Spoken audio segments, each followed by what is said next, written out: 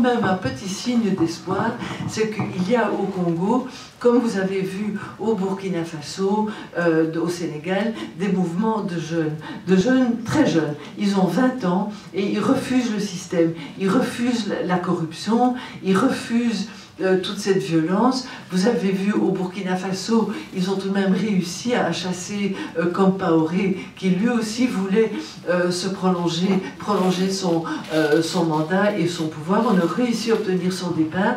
Eh bien, vous avez de jeunes Congolais qui prennent exemple sur ces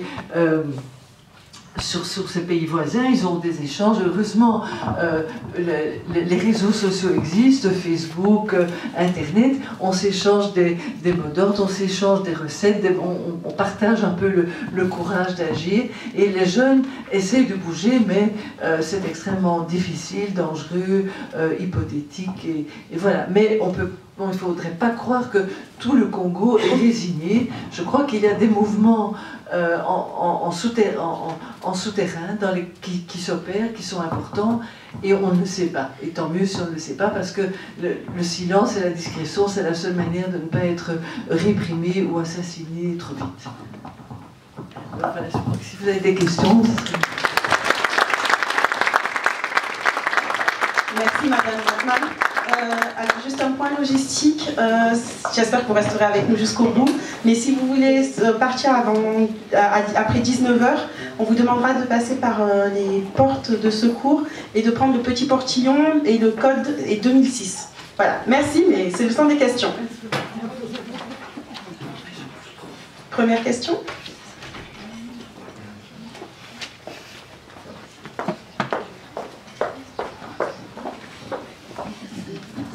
Bonsoir, merci. J'ai une question, je vais revenir sur la dernière thématique que vous avez évoquée.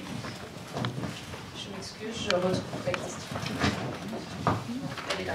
Vous avez parlé de la question de l'impunité locale. Il était question pendant un temps de créer un TPI. Sur le Congo, j'ai pu lire des articles encore récemment sur cette question-là, notamment les défenseurs des droits de l'homme en RDC. Qu'en est-il? Est-ce que c'est quelque chose qui est partagé peut-être par les locaux, une envie? S'il n'y a pas de solution locale au niveau juridique, est-ce qu'un tribunal international est attendu et pourrait faire évoluer la situation?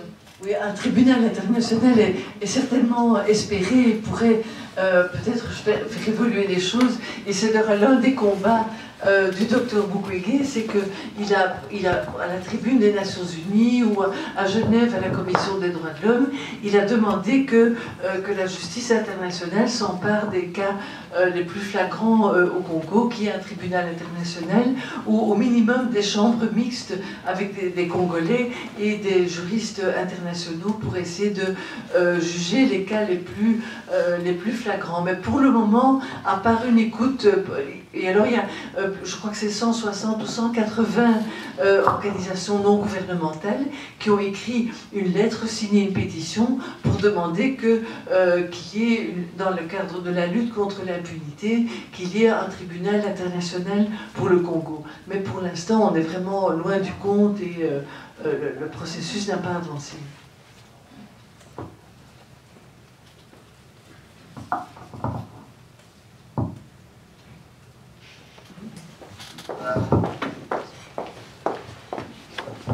Bonsoir, merci beaucoup.